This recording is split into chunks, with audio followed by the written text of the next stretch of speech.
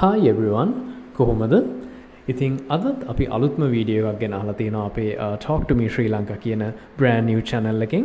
So if you guys have not listened to the previous video, මම දාපු කලින් video එක listen කරේ නැත්නම් make sure that you guys go and check it out as well. ඒකෙත් ගොඩාක් important advice, ගොඩාක් information තියෙනවා. අපි ජීවිතේ ස්ටක් වෙලා ඉන්නවා නම් කොහොමද ඉස්සරහට යන්නේ කියන ගොඩාක් ලොකු ඉම්පෝටන්ට් වීඩියෝ එකක් ගිය පාර මම දැම්මා. So if you guys have time, go and listen to it. එකත් බලලා අපි මේ වීඩියෝ එක දැන් පටන් ගමු. So අද අපි කතා කරන්නේ advice ගැන. නැත්නම් අපි කියන්නේ එක එක කට්ටියකින් හම්බ වෙන උපදෙස් ගැන. So let's get started. So advice කියලා කිව්වට පස්සේ අපිට ගොඩක් වෙලාවට ජීවිතේ එක එක කට්ටියකින්, so from so many people, especially දැන් අපි ළමයෙක් නම්, අපි ස්ටුඩන්ට් කෙනෙක් නම් අපිට ස්කූල් එකේ යනකොට අපේ ටීචර්ස් ලගෙන්, parents ලගෙන්, ඊට පස්සේ අපි ජොබ් එකක් කරනවා නම් අපේ work place එකේ ඉන්න managers ලගෙන්, boss ලගෙන්, ඊට පස්සේ අපි මොන හරි business එකක් කරනවා නම් එතන work කරන කට්ටිය, all these people, අපේ සමාජයේ ගොඩක් වෙලාවට වැඩිහිටියෝ ගොඩක් කට්ටියකින් අපිට advice හම්බ වෙනවා, එක එක උපදෙස් හම්බ වෙනවා, right? එතකොට මේ පළවෙනිම මම දෙන advice එක ඕගොල්ලන්ට තමයි අපිට ඒ වැඩිහිටියෝ එක්කෝ කවුරු හරි අපිට වඩා පළපුරුදු නැත්නම් experience තියෙන කට්ටියකින් අපිට advice හම්බ වෙනකොට, කිසියම් උපදෙසක් හම්බ වෙනකොට අපි පළවෙනිටම බලන්න ඕනේ අපි කරන්න බලාපොරොත්තු වෙන දේ එයා අපිට වඩා අවුරුදු ගාණක්, මාස ගාණක් කරලා තියෙන්න පුළුවන්. So does this person have experience of what we want to do? අපි කරන්න යන දේ ගැන එයාට experience එකක් තියෙනවද කියලා බලන්න ඕනේ.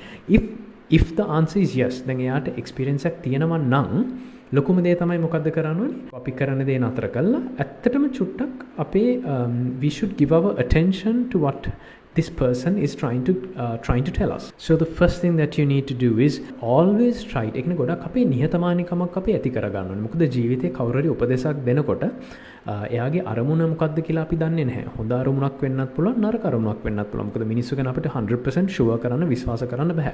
But the thing is, if someone is giving you advice, always make sure to learn from it. ඒකෙන් මොන හරි ගන්න තියෙන දෙයක්, තමන්ගේ ජීවිතේට ගන්න දෙයක් තියනවද කියලා හොඳට බලන්න. අවබෝධයෙන් ඉතාමත්ම ඉවසිලිමත් විදිහට, නිහතමානී විදිහට try to learn from it. ඒකෙන් ජීවිතේට ගන්න, ගලප ගන්න දෙයක් තියනවද කියලා always හොඳින් සිහියෙන් අහගෙන ඉන්න කියන එක තමයි පළවෙනිම දේ. මේකට හේතුව මොකද්ද? The reason for this is කවුරු හරි කෙනෙක් අපිට වඩා experienced නම්, that means දැන් අපි උදාහරණයක් වශයෙන් හැටියට ගත්තොත් අපි ගමු job එකක්. ඒ job එකේ කවුරු හරි අපිට වඩා අවුරුදු 2ක් 3ක් එක්ක 10ක් 20ක් අපිට වඩා work කරලා තියෙනවා නම්, that means they have gone through it. ඒ කියන්නේ අපිට වඩා ඒගොල්ලන් ඒකට මූණ දීලා තියෙනවා. ඒ job එකේ තියෙන problems, challenges, what kind of work there is to do in it, may all these things this particular person has gone through it. ඒතකොට අපිට වඩා එයා ඒක go through කරලා තියෙනවා. එතකොට අපිට කිසියම් advice එකක් දෙනකොට අපි ඒක ගත්තොත්, දැන් අපි හිතමු එයා අපි කරන්න යන වැරදි තීරණයක් ගැන අපිට කියලා දෙනවා නම්, අපි ඒක අහගෙන ඉඳලා අපි ඇත්තටම අවබෝධ කරගත්තොත් මෙයා කියන දේ මගේ යහපත වෙනුවෙන් කියන්නේ කියලා, අපිට ගොඩක් දේවල් ඉතුරු වෙනවා. අපි එයාගේ advice එක ගත්තොත් මොනවද ඉතුරු වෙන්නේ? අපිට ගොඩක් කාලය ඉතුරු වෙනවා. මොකද වැරදි තීරණයක් අරගෙන වෙන්න පළවෙනිම දේ තමයි මොකද්ද? It completely wastes your time. අපේ කාලේ නාස්ති කරනවානේ. එතකොට අපි කාගේ හරි advice එකක් listen කරලා අපි මේ වැරදි තීරණයක් ගන්න නැතුව ඉන්නවා කියන්නේ අපේ කාලය ගොඩාක් ඉතුරු වෙනවා. It completely saves your time. So it's going to be a huge benefit. අපිට ලොකු උදව්වක් උපකාරයක් වෙනවා. දෙවෙනි එක මොනවද අපි ඉතුරු වෙන්නේ? සල්ලි. සමහර වෙලාවට අපි මොන හරි අපි තුමු ප්‍රොඩක්ට් එකක් ගන්න යනවා මාකට් එකේ. අපි කවුරු හරි අපිට කලින් එක යූස් කරපු කෙනෙක් කියනවා මචං ඕක ගන්න එපා. පුතේ මේක ගන්න එපා. you know something like that. කියනවා please don't buy this because මට මෙන්න මෙහෙම experience එකක් තිබ්බා. So if you want to save your money and time, please don't buy it. ඊට අමතරව මෙන්න මේ බ්‍රෑන්ඩ් එක හොඳයි කියලා අපි නේ උදාහරණයක් වශයෙන් කියනවනේ. So අපි කරන්න යන ඉන්වෙස්ට්මන්ට් එකක් එක්ක අපි කරන්න යන කිසියම් පර්චේස් එකකදී අපි වියදම් කරන්න තියෙන සල්ලි එක ඒ ප්‍රොඩක්ට් එක බැරි වෙලා හරි හොඳ නැත්තම්, ඒ කියන්නේ ජීවිතේ වෙන දේවල් වලටත් මේක ඇප්ලයි කරන්න පුළුවන්. මොකද අපි බඩුවක් ගන්න වෙලාවකට විතරක් නෙමෙයි අපි සල්ලි වැරදි එකක් අරගෙන අපි නාස්ති කරන්නේ. සමහරවිට අපේ වැරදි තීරණයක් අරගෙන අපි වැරදි ගමනක් යන්න පුළුවන්, වැරදි ජොබ් එකක් සිලෙක්ට් කරගන්න පුළුවන්, වැරදි කෙනෙක් එක්ක ආශ්‍රය කරන්න පුළුවන්. ඒ දේවල් වලදීනොත් අපේ සල්ලි අපි ගත තීරණේ වැරදි නම් අපේ සල්ලි නාස්ති වෙන්න පුළුවන්. So if you listen to the advice, කාගේ හරි advice එකක් listen කරගෙන ඉන්නවා කියන්නේ අපේ සල්ලි උනත් ඉතුරු වෙන්න opportunity එකක්. So it will save us. පළවෙනි එක තමයි අපේ time එක, වෙලාව. දෙවෙනි එක තමයි money, සල්ලි. තුන්වෙනි එක තමයි අපේ energy එක. අපි තුමු ජොබ් එකකට අපි ගොඩාක් කාලයක් යොමු කරන. ඒතර උදේ ඉඳන් රැ වෙනකම් මහන්සි වෙනවා වැඩ කරනවා. හැබැයි පස්සේ බලාගෙන යනකොට මේ ජොබ් එකේ ලොකු ප්‍රතිඵලයක් නැත්නම් ලොකු පොසිටිව් රිසල්ට් එකක් ඔයාගේ ෆියුචර් කැරියර් එකට නැත්නම් ඔයාගේ ජීවිතේ අනාගතයට බිල්ඩ් අප් වෙන ලොකු බෙනිෆිට් එකක් නැහැ කියලා පස්සේ කාලෙක දැනගන්න වෙනවා. නමුත් ඒක කරන්න කලින් කෙනෙක් වාට කියන ඔච්චර මහන්සි වෙන්න එපා. ඔය ජොබ් එක කරන්න එපා. එක්ක මෙන්න මේ කෝස් එක කරන්න එපා. Those are some of the huge advantages that you receive by listening to someone else's advice. So someone who has experience ඔයාට දෙයක් කියලා දෙනකොට ඔයාට මෙන්න මේ දේවල් තුන සේව් කරගන්න පුළුවන්. හරි. එතකොට අනිත් කාරණාව තමයි අපිට කිසියම් කවුරු හරි දෙන ඇඩ්වයිස් එකකින් අපිට වැඩක් තිබ්බත් නැතත් අපි ඒක අත්හැරලා දාලා එක්ක අමතක කරලා දාන්න හොඳ නෑ. ඒ කියපු දේ හිතේ තියාගෙන ඉන්න ඕන. අපි කියනවා never throw away someone else's advice. ඒ කියන්නේ මොකද කිසියම් දවසක කිසියම් කාලයක මොනියම් මොහොතක හරි මේ කෙනා අපිට දුන්න ඇඩ්වයිස් එක අපිට මොන විදිහකින් හරි උපකාරයක් වෙන්න පුළුවන්. It could help us in some way in the future. So always make sure that you don't throw away or අපි කියන අර ගණන් ගන්නේ නැහැ වගේ එහෙම කරන්න එපා. තමන්ට උපකාරයක් වුණත් නැතත් හෙල්ප් එකක් හම්බුණත් නැතත් මට මේක අදාළද නැද්ද කියලා හිතුණත් doesn't matter, do not throw away the advice. කවුරු හරි දෙන.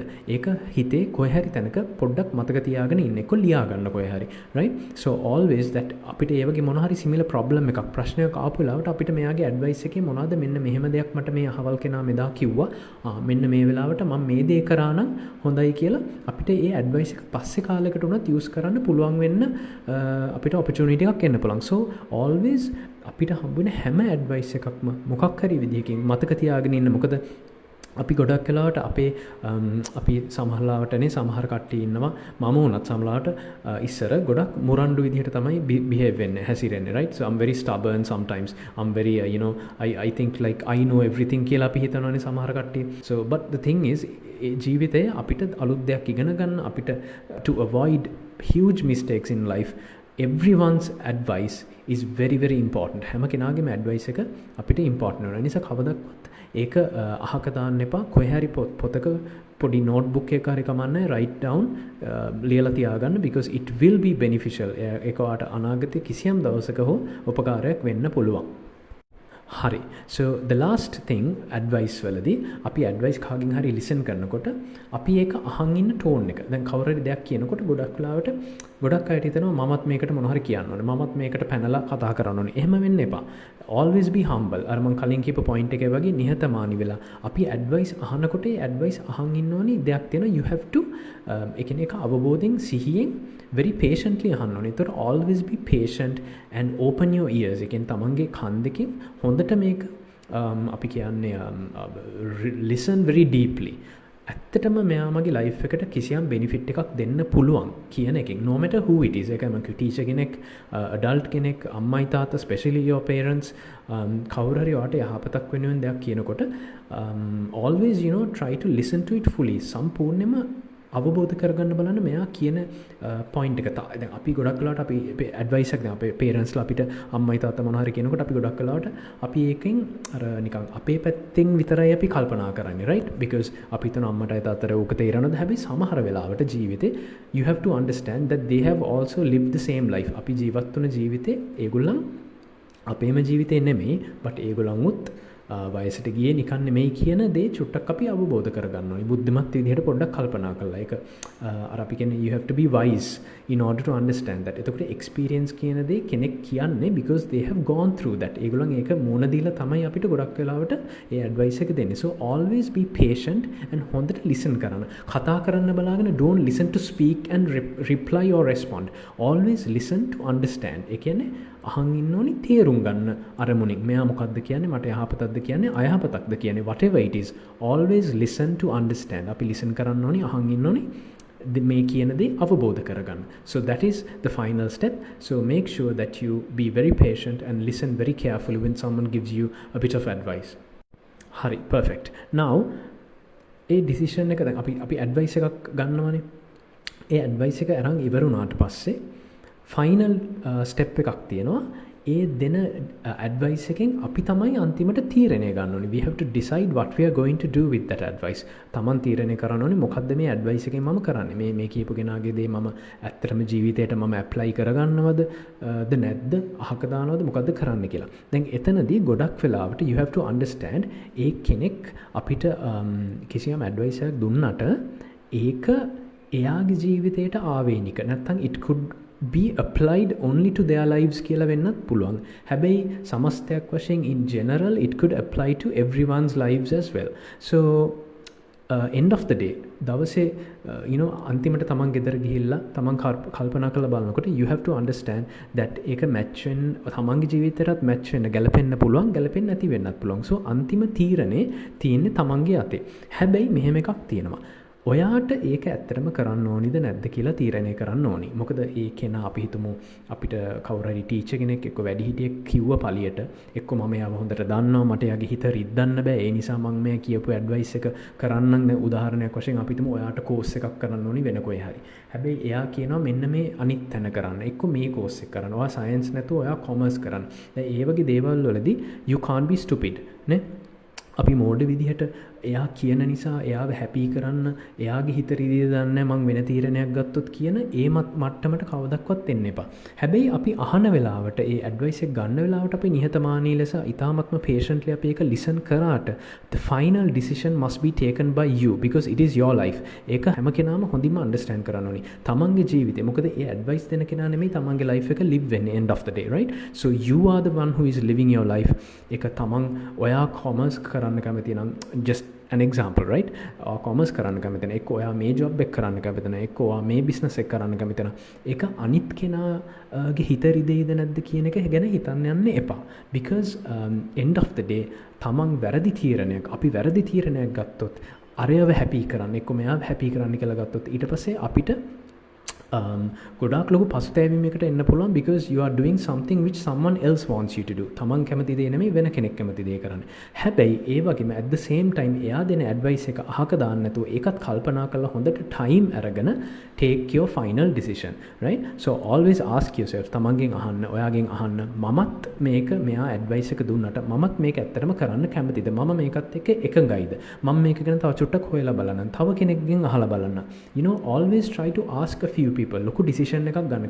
පොඩි තීරණ වලට නෙමෙයි ජීවිතේ ලොකු decisions වලට always ask a few people. එක්කෙනෙක්ගෙන් දෙන්නෙක්ගෙන් අහන්න නැතුව 5-6 දෙනෙක්ගෙන්වත් අඩුම ගානේ අහලා බලන්න ඒගොල්ලන්ගෙන්වත් response එක. මොකද everyone has different experiences. Everyone has different opinions. හැම කෙනාටම අනිත් කෙනාට නැති අත්දැකීමක් තියෙන්න පුළුවන්. So always ask people because මොකක් හරි ප්‍රශ්නයක් වෙලා වැරදි තීරණයක් ගත්තොත් you have to face ඒකේ තියෙන අපි කියන්නේ consequences, you know, වැරදි negative effect එක you have to face it in life. අපි හිතමු උදාහරණයක් වශයෙන් වැරදි job එකක් select කරනවා වෙන කවුරු හරි කියලා. ඒක අන්තිමට ඒ ජොබ් එක සමහරට අවුරුද්දක් දෙකක් තුනක් කරාට පස්සේ වාට හිතනවා අනේ අපරාධේ මම මේක කරේ මට එදා හිතුණ ඩිසිෂන් එක ගත්තා නම් මම ඊට වඩා ගොඩාක් ඉස්සරහට ගිහිලා ජීවිතේ කියලා. You know, so always make sure that you decide what is best for you. ඔයාට මොකද්ද හොඳම දේ කියලා තීරණය කරන්න. හැබැයි ඒකත් අපි ගොඩක් වෙලාවට ඊටාත්ම බුද්ධිමත් ලෙස පුළුවන් තරම් රිසර්ච් කරලා හොයලා බලලා කට්ටියගෙන් අහලා ඒගොල්ලන්ගේ ඇඩ්වයිස් එක අරගෙන ඒගොල්ලන්ගේ ඔපිනියන් එක අරන් ඒගොල්ලන් කියන දේ කරන එක නෙමෙයි ඒගොල්ලන්ගේ ඇඩ්වයිස් එක අරගෙන මගෙත් හිතේ තියෙන දේ අරගෙන දෙකම ගලපලා බලලා මොකද්ද සුදුසුම දේ කියලා ඩිසිෂන්ස් ගන්න එක තමයි ඊටාත්ම සුදුසු.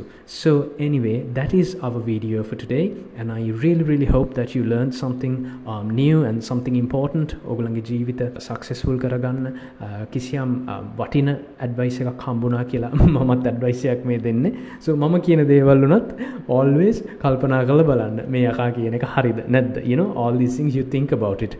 ඒක ගැන හොඳට හිතලා final decision එක ගන්න ඕනි ඕගොල්ලන්. But this is my bit of advice. මගේ හිතෙන් මම දෙන ඒ කියන්නේ මගේ experiences වලින් මම දෙන advice තමයි මේ.